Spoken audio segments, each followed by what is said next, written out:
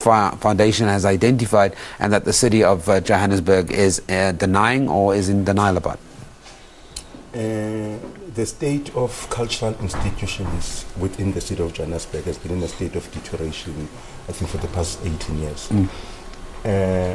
Within Museum Africa, there's been a lack of filling of positions. These are very critical positions, because a museum is also, besides the fact that they're a repository of artifacts and keepers of memory, it is an educational institution. Now, memory and education are some of the things that we always need to package for the betterment of the society. So the not filling of positions is more by the city council, because these fall under the last line of the government, which is the city council.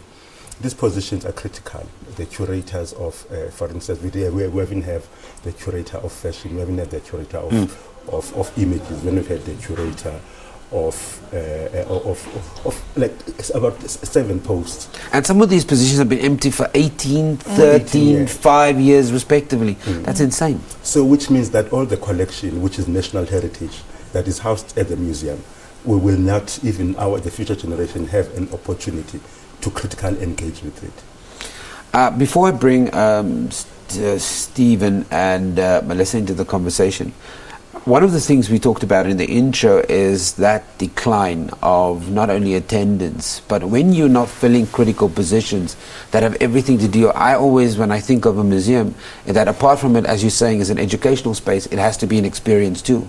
So if you don't have those people creating those experiences, the numbers go down. How are these venues, these areas, these that used to be areas of excellence, how are they being viewed by the public now? You see, my take is we need to look at the historical and political context of the city. We're coming from a long time of cultural boycott, and we're coming from sort of institutionalized visual literacy, where we never had these things. In post-apartheid, people that filled up these powerful political positions were people that were, for the lack of a better word, were sort of hemorrhaging. So they become Frankensteins of not putting priority to this. But besides that, also we're coming from the past policies, apartheid policies of separate cultural development, which has also led to those that used to run these institutions to be hemorrhaging as well. So in the city of Johannesburg, you've got the north and the south. So the north has got the money, the south has got political power, but there's absolutely no common ground. So to the detriment of museum audiences. Let me bring Melissa into this conversation as well, because from a curator's perspective, I mean, when you read stuff like this, Museum Africa is a state of decline, and this is one that's quite public now. What is the scene like for the rest of the other museums, venues? Because we're only talking about one here where a position hasn't been filled for 18 years. There's lack of succession here. Then, in actual fact, there's lack of planning in general.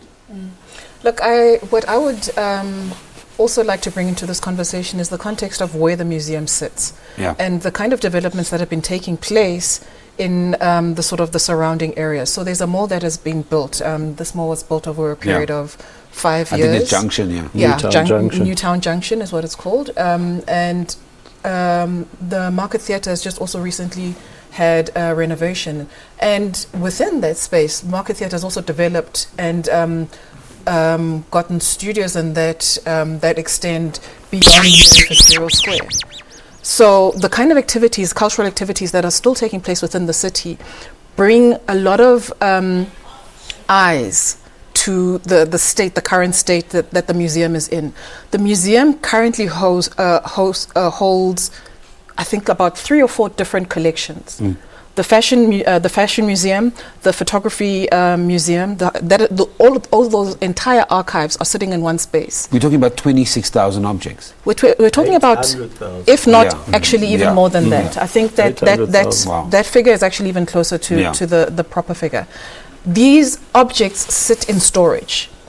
At no point are they included in the programming of the exhibition, which is problematic then, because in the ensuring the livelihood or the longevity of a museum, as Andile has mentioned, the programming is a very integral part of that. Aside from the sort of the structural staff capacity and that is necessary to hold those things, if you don't have someone who's looking at the assets, the things, the tangible things that we say are our heritage for generations to come, bringing them out of the woodwork and out of the dusted storage spaces that they are. They're falling apart there. Stephen, I'll throw the final question to you before we go on ad break, and when we come back, we'll start with you. Crisis, what crisis? Well, look, the museum, in fact, right from when it moved from the old Afrikaner Museum in the City Library to Newtown, was confronted with crisis.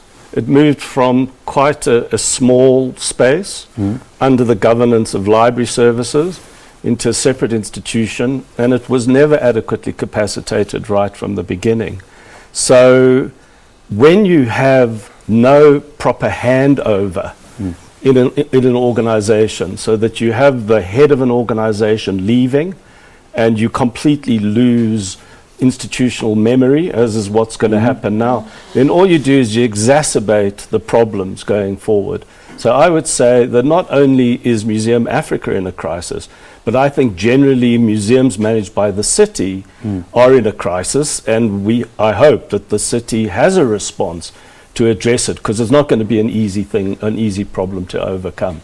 Okay, so we're about to take an ad break. When we come back, we'll continue this conversation with Stephen Sack, Melissa Mboweni, and Andile Magengelele, who's here in studio. We're talking about the crisis that Museum Africa is in, but as I think Stephen has encapsulated, it's maybe a crisis that affects all museums in the country. So you can join our conversations, Morning Live at SABC.co.za. We take an ad break, you don't go anywhere.